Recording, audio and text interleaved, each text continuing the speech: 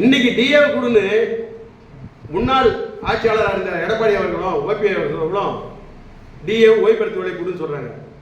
அந்த கருணை எஜமானங்கள் தான் 8 தடை சட்டத்தை போட்டு இனி டிஏ கிடையாது, புதிய வேலை வாய்ப்புல அரசு உடைமை கிடையாது, புதிய போக்குவரத்து வாகனம் வாங்கினா அரசு உடைமை கிடையாது, இப்படி தடை சட்டங்களை போட்டுட்டு அவர் வெளியேற்றி பென்ஷன் நிறுத்திட்டு டிஏ நிறுத்திட்டு போயிட்டார். ஆனால் இன்னைக்கு நல்ல மனிதர் மாதிரி அவர் கஷ்டப்பட்டு இருக்காரு.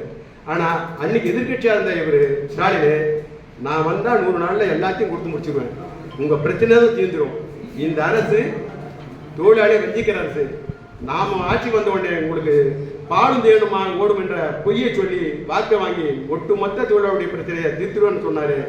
மேடை தூரம் எந்தெந்த மேடையை போதும் ஓய்வு பெற்ற தொழிலாளர் பிரச்சனை முதலில் தீர்ப்பேன்னு சொன்னார். ஆனால் இதுவரையும் நம்மளுடைய மாநில செயலாளர் பாலகிருஷ்ணன் கூட 3 முறை பேசிட்டார் போயிட்டு கொடுத்து, கொஞ்சம் பொறுத்துங்க தான் வார்த்தை வந்ததை தவிர தீர்ப்பதற்கான எந்த வழியும் இல்லை. இந்த நிலையில் நம்ம ஏராளமான போராட்டம், மாதம் ஒரு போராட்டம் நம்முடைய டிஏவை கேட்டு தொடர்ந்து நடத்திட்டு தான் இருக்கிறோம்.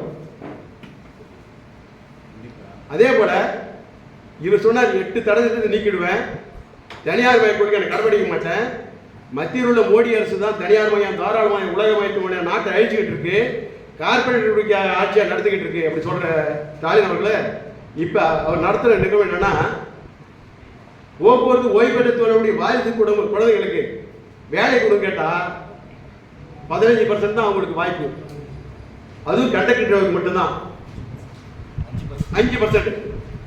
ஓய்வு பெற்ற தொழிலாளருடைய வாரிசு 5% தான் வேலை, அதையும் நாம் கம்ப்ளீட் பண்ணிட்டோம், வேகண்ட் இல்லை.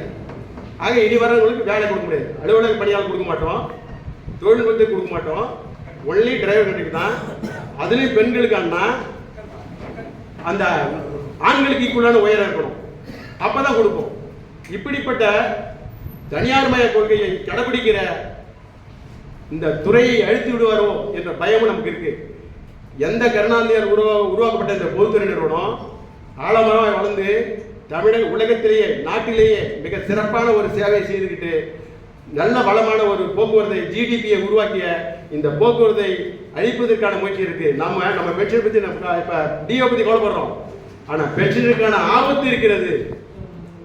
இப்பவே 60,000 பேர் பென்ஷன் இல்லாத நபர் இருக்காங்க, ஒரு 30,000 பேர் தான் பென்ஷனுக்கான பணம் கட்டிக்கிட்டு இருக்காங்க. ஆனா 90,000 பேர் பென்ஷன் இல்லாத நபர்கள் மாற்றப்படும் போது நாம ஏற்கனவே 90,000 பேர் பென்ஷன் வாங்கிட்டு இருக்கிறோம். பற்றாக்குறைக்காக பல விதமான வேலை நடக்குது. கரண்ட் தொழிலாளி உழைச்சான்னா அவருக்கு கொடுக்கிற பயணப்படி ஸ்கூல் சப்சிடி பென்ஷனுக்காக மாற்றப்பட்டதால மாதம் ஒரு நம்ம காசு ஒன்று வாங்குவோம், 10ஆம் தேதி வாங்குவோம், 20ஆம் தேதி வாங்குவோம், 5ஆம் தேதி வாங்குவோம். நம்ம தொழில் இருக்கும் போதுதான் இப்போ அந்த அரியரோ மற்றதோ எதுவுமே தொழிலாளிக்கு எதுவுமே இல்லாமல் மொட்டடியாக முடிச்சுட்டு அது வெவ்வேறு நிலையை மாற்றால பென்ஷன் அப்படி ஓட்டிகிட்டு இருக்காங்க. இருந்தாலும் சிஏ2டி கோரிக்கை அடிப்படையில் வரவுக்கும் செலவுக்குமான உபநிதி கொடுத்தா தான் இந்த பிரச்சனை தீரும். நம்முடைய பென்ஷனுக்கு ஒரு ஆபத்து இருக்கிறது. இந்த ஆபத்தை நாம் உணர்ந்து சிஐடியோடு இணைந்து நாம் வாழ்வாதாரத்தை மேம்படுத்த போராடக்கூடிய காலகட்டத்தில் நாம் இருக்கிறோம். ஆனால் ரேவா பொறுத்தவரை என்ன சொல்றாங்கன்னா, நாம் தனியே போராடணும், தனித்தன்மையோடு இருக்கணும் தான் சொல்லிட்டு இருக்காங்க. ஆனால் தனித்தன்மையோடு நடத்தினாலும் கூட அந்த போராட்டம் வெற்றி பெறதுக்கு வாய்ப்பில்லை, அரசாங்கம் அசைவில்லை. பார்கெனிங் கெப்பாசிட்டி உள்ள சிஐடி அமைப்போடு இணைந்து நம்முடைய போராட்டத்தை நடத்தும் போதுதான் நாம வெற்றி பெற முடியும், நமக்கான பலன்களை நம்முடைய பென்ஷனை டிஏவை பெற முடியும். ஆகவே ஒத்துழைக்க வேண்டும் என்று கேட்டுக்கொண்டு